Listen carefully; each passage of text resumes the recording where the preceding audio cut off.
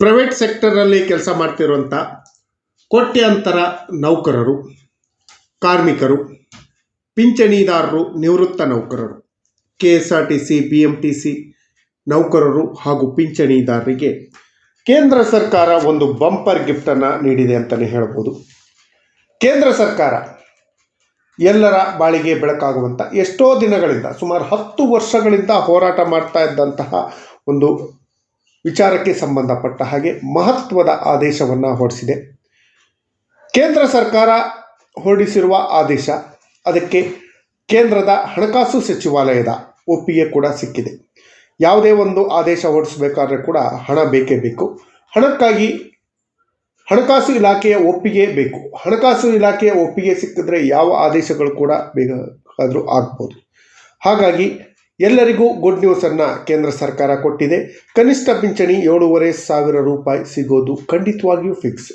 ನಿಮ್ಮೆಲ್ಲರ ಕನಸುಗಳು ಈಡೇರುವಂತಹ ಕಾಲ ಬಂದೇ ಬರುತ್ತೆ ಅಂತ ಹೇಳ್ತಾ ಈ ಮಾಹಿತಿಯನ್ನು ತಮ್ಮ ಮುಂದೆ ಶೇರ್ ಮಾಡೋದಕ್ಕಿಂತ ಮುಂಚಿತವಾಗಿ ಯಾರೆಲ್ಲ ಈ ಚಾನಲ್ಗೆ ಸಬ್ಸ್ಕ್ರೈಬ್ ಮಾಡ್ಕೊಂಡ್ರೆ ವಿಡಿಯೋಗಳನ್ನು ನೋಡ್ತಾ ಇದ್ದೀರಿ, ದಯವಿಟ್ಟು ಕೆಳಗಡೆ ಕಾಣ್ತಾ ಇರೋಂಥ ಸಬ್ಸ್ಕ್ರೈಬ್ ಬಟನನ್ನು ಒತ್ತಿ, ಬೆಲ್ ಐಕನನ್ನು ಕ್ಲಿಕ್ ಮಾಡಿ, ಆಲ್ ಅಂತ ಮಾಡಿ. ನೀವು ಫೇಸ್ ಮಾಡ್ತಾ ಇರೋಂಥ ಎಲ್ಲ ಪ್ರಾಬ್ಲಮ್ಗಳನ್ನು ಲೀಗಲ್ ಆಗಿ ಸಾಲ್ವ್ ಮಾಡ್ಕೊಳ್ಳೋಕ್ಕಿರೋಂಥ ಉತ್ತಮ ವೇದಿಕೆ ಸರ್ಕಾರಿ ನೌಕರ ಮಿತ್ರ ಯೂಟ್ಯೂಬ್ ಚಾನಲ್ಗೆ ಜಾಯ್ನ್ ಆಗಿ. ಕೇಂದ್ರ ಸರ್ಕಾರ ಎಲ್ಲರ ನಿರೀಕ್ಷೆಯಂತೆ ಖಾಸಗಿ ವಲಯದ ಕಾರ್ಮಿಕರಿಗೆ, ನೌಕರರಿಗೆ, ಪಿಂಚಣಿದಾರರಿಗೆ, KSRTC, BMTC ನಿವೃತ್ತ ನೌಕರರಿಗೆ ಒಂದು ಬಂಪರ್ ಗಿಫ್ಟನ್ನು ಕೊಟ್ಟಿದೆ. ಅಧಿಕೃತವಾದಂತಹ ಬಂಪರ್ ಗಿಫ್ಟ್. ಇದಕ್ಕೆ ಕೇಂದ್ರ ಹಣಕಾಸು ಸಚಿವಾಲಯ ಕೂಡ ಒಪ್ಪಿಗೆ ನೀಡಿದೆ. ನಿಮ್ಮ ಸಂಬಳ, ಪಿಂಚಣಿಗಳು ಹೆಚ್ಚಳ ಆಗತ್ತೆ. ನಿಮ್ಮೆಲ್ಲರ ಕಷ್ಟಗಳು ನಿವಾರಣೆಯಾಗಿ ನಿಮಗೆ ಸುಖ ಸಂತೋಷ ಸಿಗುವಂತಹ ಮಾಹಿತಿ ಇಲ್ಲಿದೆ ನೋಡಿ. ಗಳಿಗೆ ಬಂಪರ್ ಗಿಫ್ಟ್. PF ವೇತನದ ಮಿತಿಯನ್ನು 25,000 ರೂಪಾಯಿಗಳಿಗೆ ಹೆಚ್ಚಳ ಮಾಡಿ ಕೇಂದ್ರ ಸರ್ಕಾರ ಆದೇಶವನ್ನು ನೀಡಿದೆ. ಕೇಂದ್ರ ಹಣಕಾಸು ಇಲಾಖೆಯಿಂದ ಗ್ರೀನ್ ಸಿಗ್ನಲ್ ಸಿಕ್ಕಿದೆ. ಇದರ ಬಗ್ಗೆ ದಿ ಎಕನಾಮಿಕಲ್ ಟೈಮ್ಸ್ನಲ್ಲಿ ವರದಿ ಪ್ರಕಟ ಅದರ ಬಗ್ಗೆ ಈ ದಿನ ವಿವರವಾದ ಮಾಹಿತಿಯನ್ನು ತಿಳ್ಕೊಳ್ಳೋಣ. ಖಾಸಗಿ ವಲಯದ ಉದ್ಯೋಗಿಗಳಿಗೆ ಕೇಂದ್ರ ಸರ್ಕಾರ ಭಾರೀ ಸಿಹಿ ಸುದ್ದಿಯನ್ನು ನೀಡಿದೆ. EPFO ವ್ಯಾಪ್ತಿಯಲ್ಲಿ ಕಡ್ಡಾಯ PF ಕವರೇಜ್ಗಾಗಿ ಇರುವಂತಹ ವೇತನದ ಮಿತಿಯನ್ನು ಹಾಲಿ ಇರುವಂತಹ 15,000 ರೂಪಾಯಿಯಿಂದ 25,000 ರೂಪಾಯಿಗಳಿಗೆ ಏರಿಸುವ ಪ್ರಸ್ತಾಪಕ್ಕೆ ಕೇಂದ್ರ ಹಣಕಾಸು ಸಚಿವಾಲಯ ಅನುಮೋದನೆ ನೀಡಿದೆ. ಇದರಿಂದಾಗಿ ಕೋಟ್ಯಾಂತರ ಹೊಸ ನೌಕರರು, PFದಾರರು ಮತ್ತು ಉಚಿತ ವಿಮಾ ಯೋಜನೆ, ಸಾಮಾಜಿಕ ಭದ್ರತಾ ವ್ಯಾಪ್ತಿಯಲ್ಲಿ ಬರುತ್ತೆ. ಅವರಿಗೆಲ್ಲರಿಗೂ ಉಪಯೋಗ ಆಗುತ್ತೆ. ನಿವೃತ್ತಿಯ ನಂತರ ಬೃಹತ್ ಪ್ರಮಾಣದ PF ನಿಧಿ ಸಂಗ್ರಹ ಆಗುತ್ತೆ. ಪಿಂಚಣಿ ಕೂಡ ಹೆಚ್ಚಳ ಆಗುವಂತಹ ಒಂದು ವಿಶೇಷವಾದ ಸುದ್ದಿ ಆಗತ್ತೆ. ದೇಶದ ಕೋಟ್ಯಾಂತರ ಖಾಸಗಿ ಹಾಗೂ ಸಂಘಟಿತ ವಲಯದ ಉದ್ಯೋಗಿಗಳಿಗೆ ಕೇಂದ್ರ ಸರ್ಕಾರ ಭರ್ಜರಿ ಸಿಹಿ ಸುದ್ದಿಯನ್ನು ನೀಡಿದೆ. ಉದ್ಯೋಗಿಗಳ ಭವಿಷ್ಯ ನಿಧಿ ಸಂಸ್ಥೆ EPFO ಕಡ್ಡಾಯ PF ಕೊಡುಗೆಯನ್ನು, ಹಾಲಿ ಇರುವಂತಹ ವೇತನದ ಮಿತಿಯನ್ನು, ಸ್ಯಾಲ್ರಿಯನ್ನು, EPF ವೇಜ್ ಅನ್ನು ತಿಂಗಳಿಗೆ 15,000 ರೂಪಾಯಿಯಿಂದ 25,000 ರೂಪಾಯಿಗಳಿಗೆ ಏರಿಸುವ ಮಹತ್ವದ ಪ್ರಸ್ತಾವಕ್ಕೆ ಕೇಂದ್ರ ಹಣಕಾಸು ಸಚಿವಾಲಯ ಅಧಿಕೃತ ಅಂಕಿತ ಹಾಕಿದೆ. ಇಲ್ಲಿವರೆಗೂ ಮೂಲ ವೇತನ ಬೇಸಿಕ್ ಪೇ ಪ್ಲಸ್ DA ಸೇರಿಸಿ 15,000ಕ್ಕಿಂತ ಹೆಚ್ಚಿದ ಕಾರಣಕ್ಕೆ ಕಡ್ಡಾಯ PF ವ್ಯಾಪ್ತಿಯಿಂದ ಹೊರಗಿಟ್ಟು ಲಕ್ಷಾಂತರ ಖಾಸಗಿ ವಲಯದ ನೌಕರರಿಗೆ ತೊಂದರೆಯಾಗಿತ್ತು. ಇನ್ನು ಮುಂದೆ ಈ ಸೌಲಭ್ಯಕ್ಕೆ ಅವರು ಅರ್ಹರಾಗ್ತಾರೆ. ಹೆಚ್ಚಿನ ಪಿಂಚಣಿಯನ್ನು ಪಡ್ಕೊಳ್ಳೋಕ್ಕೆ ಅವಕಾಶ ಇದೆ.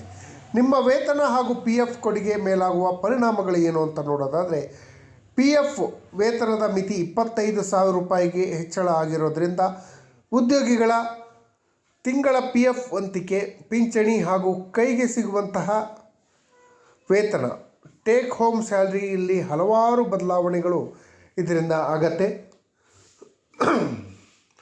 PF ವಂತಿಕೆ, PF ಕಾಂಟ್ರಿಬ್ಯೂಷನ್, ಹಾಲಿ ಇರುವಂತಹ ಗರಿಷ್ಠ ವೇತನ 15,000 ಇದ್ದಾಗ 12% ತಿಂಗಳಿಗೆ 1,800 ರೂಪಾಯಿ PF ಖಾತೆಗೆ ಜಮಾ ಆಗ್ತಾಯಿತ್ತು. ನೂತನ ಮಿತಿಯ ಅಡಿಯಲ್ಲಿ ಇದು ಪ್ರತಿ ತಿಂಗಳು 3,000 ರೂಪಾಯಿ PF ಕಾಂಟ್ರಿಬ್ಯೂಷನ್ಗೆ ಹೋಗುತ್ತೆ.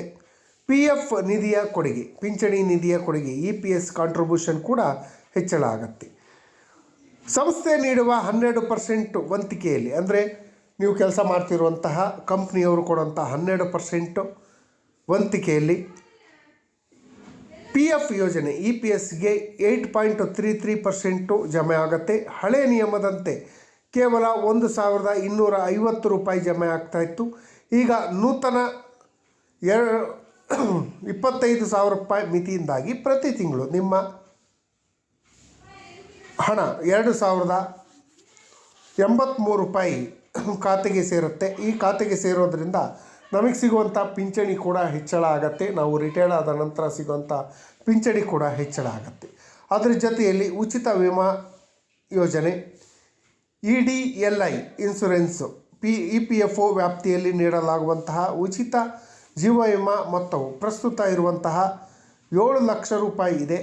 ನೂತನ ಮಿತಿ ಜಾರಿಯಾದ ನಂತರ ಅದು ಸುಮಾರು 12 ಲಕ್ಷ ರೂಪಾಯಿವರೆಗೂ ಹೋಗುವಂಥ ಚಾನ್ಸಸ್ ಇದೆ. ಅದು ಉಚಿತ ಇನ್ಸುರೆನ್ಸು. ಇದರಿಂದ ನೌಕರರ ಕುಟುಂಬ ವರ್ಗದವರಿಗೆ ಭಾರಿ ಲಾಭ ಆಗತ್ತೆ. ಉದ್ಯೋಗಿಗಳಿಗೆ ನೇರ ಲಾಭ ನಷ್ಟಗಳು ಏನು ಅನ್ನೋದನ್ನು ನೋಡೋದಾದರೆ, ಈ ನಿರ್ಧಾರದಿಂದ ಪ್ರತಿ ತಿಂಗಳು ಉದ್ಯೋಗಿಗಳ ಖಾತೆಯಿಂದ ಕಡಿತಗೊಳ್ಳುವಂತಹ 1,800 ರೂಪಾಯಿಂದ 3,000 ರೂಪಾಯಿಗೆ ಏರಿಕೆ ಆಗೋದ್ರಿಂದ ಪ್ರತಿ ತಿಂಗಳು ಸಿಗುವಂತಹ ನೆಟ್ ಸಂಬಳದಲ್ಲಿ ಸ್ವಲ್ಪ ಬದಲಾವಣೆ ಆಗತ್ತೆ. ಆದರೆ ಇದರಿಂದ ದೀರ್ಘಕಾಲದ ಲಾಭ ಅಂತೂ ಖಂಡಿತ ಆಗತ್ತೆ. ದೀರ್ಘಾವಧಿಯ ನಿವೃತ್ತಿಯ ಲಾಭಗಳಾಗತ್ತೆ. ಟೇಕ್ ಹೋಮ್ ವೇತನ ತಗ್ಗಿದ್ರೂ ಕೂಡ ಕಂಪನಿ ನೀಡುವ ಸಮಾನ ವಂತಿಕೆ ಮ್ಯಾಚಿಂಗ್ ಗ್ರ್ಯಾಂಟ್ ಹೆಚ್ಚಳ ಆಗೋದರಿಂದ EPFO ನೀಡುವ ಸಂಯೋಜಿತ ಬಡ್ಡಿಗಾಗಿ ಕಾಂಪೌಂಡ್ ಇಂಟ್ರೆಸ್ಟ್ ಕೂಡ ಹೆಚ್ಚಳ ಆಗತ್ತೆ. ಇದು ನಿವೃತ್ತಿಯ ವೇಳೆಯಲ್ಲಿ ನೌಕರರ ಕೈಗೆ ಬೃಹತ್ ಪ್ರಮಾಣದ PF ಹಣ ಸಂಗ್ರಹ ಆಗತ್ತೆ. ಇದರಿಂದ ಹೆಚ್ಚುವರಿಯಾಗಿ ಕಡಿತಗೊಳ್ಳುವಂತಹ PF ಮೊತ್ತದಿಂದಾಗಿ section 8C income tax section 8C ಪ್ರಕಾರ ಆದಾಯ ತೆರಿಗೆಯಿಂದ ವಿನಾಯಿತಿ ಆಗೋದ್ರಿಂದ ನೌಕರರಿಗೆ ಲಾಭ ಆಗುತ್ತೆ. ಅದರ ಜೊತೆಯಲ್ಲಿ ಕೇಂದ್ರ ಸರ್ಕಾರ ಆದಷ್ಟು ಶೀಘ್ರದಲ್ಲಿ ಕೋಟ್ಯಾಂತರ ನಿವೃತ್ತ ನೌಕರರು ಹಾಗೂ ಪಿಂಚಣಿದಾರರಿಗೆ EPFO ಕನಿಷ್ಠ ಪಿಂಚಣಿ ಹೆಚ್ಚಳ ಮಾಡಿ ಆದೇಶವನ್ನು ಹೊರಡಿಸುವಂತಹ ಮಾಹಿತಿ ಇದೆ. ಕನಿಷ್ಠ ಪಿಂಚಣಿ 7,500 ರೂಪಾಯಿಗಳಿಗೆ ಹೆಚ್ಚಳ ಆಗುವಂತಹ ಎಲ್ಲ ಮೂಲಗಳಿಂದ ತಿಳಿದು ಬಂದಿರುವಂತಹ ಮಾಹಿತಿ. ಹಾಗಾಗಿ ಇದರಿಂದಾಗಿ ನೌಕರರ ಎಷ್ಟೋ ವರ್ಷಗಳ ಹೋರಾಟಕ್ಕೆ ಬೆಲೆ ಸಿಗತ್ತೆ, ಅವರಿಗೆ ಇದರಿಂದ ಲಾಭ ಆಗತ್ತೆ. ಕೇಂದ್ರ ಸರ್ಕಾರ ಆದಷ್ಟು ಶೀಘ್ರದಲ್ಲೇ ಈ ಬಗ್ಗೆ ಗಮನ ಹರಿಸಲಿ ಅಂತ ಕೇಳ್ಕೊಂತ, ಈ ಮಾಹಿತಿ ತಮಗೆಲ್ಲರಿಗೂ ಇಷ್ಟ ಆಗಿದ್ದರೆ ದಯವಿಟ್ಟು ಕೆಳಗಡೆ ಕಾಣ್ತಾ ಇರೋಂಥ ಸಬ್ಸ್ಕ್ರೈಬ್ ಬಟನನ್ನು ಒತ್ತಿ, ಬೆಲ್ ಐಕಾನನ್ನು ಕ್ಲಿಕ್ ಮಾಡಿ, ಆಲ್ ಅಂತ ಮಾಡಿ. ನೀವು ಫೇಸ್ ಮಾಡ್ತಾ ಇರೋಂಥ ಎಲ್ಲ ಪ್ರಾಬ್ಲಮ್ಗಳನ್ನು ಲೀಗಲ್ಲಾಗಿ ಸಾಲ್ವ್ ಮಾಡ್ಕೊಳ್ಳೋಕ್ಕಿರೋಂಥ ಉತ್ತಮ ವೇದಿಕೆಯಾದ ಸರ್ಕಾರಿ ನೌಕರ ಮಿತ್ರ ಯೂಟ್ಯೂಬ್ ಚಾನಲ್ಗೆ ಜಾಯ್ನ್ ಆಗಿ ಸಬ್ಸ್ಕ್ರೈಬ್ ಮಾಡ್ಕೊಳ್ಳಿ. ಧನ್ಯವಾದಗಳು. ಜೈ ಹಿಂದ್, ಜೈ ಕರ್ನಾಟಕ ಮಾತೆ. ಕನಿಷ್ಠ ಪಿಂಚಣಿ ನಮ್ಮ ಹಕ್ಕು, ಭಿಕ್ಷೆಯಲ್ಲ. ತಕ್ಷಣ ಕನಿಷ್ಠ ಪಿಂಚಣಿಯನ್ನು 7,500 ರೂಪಾಯಿ ಕೊಡಬೇಕು ಅಂತ ಹೇಳಿ ಕೇಂದ್ರ ಸರ್ಕಾರದಲ್ಲಿ ಮನವಿಯನ್ನು ಮಾಡ್ಕೊಳ್ತಾ ಈ ವಿಡಿಯೋನ ಮುಗಿಸ್ತಾ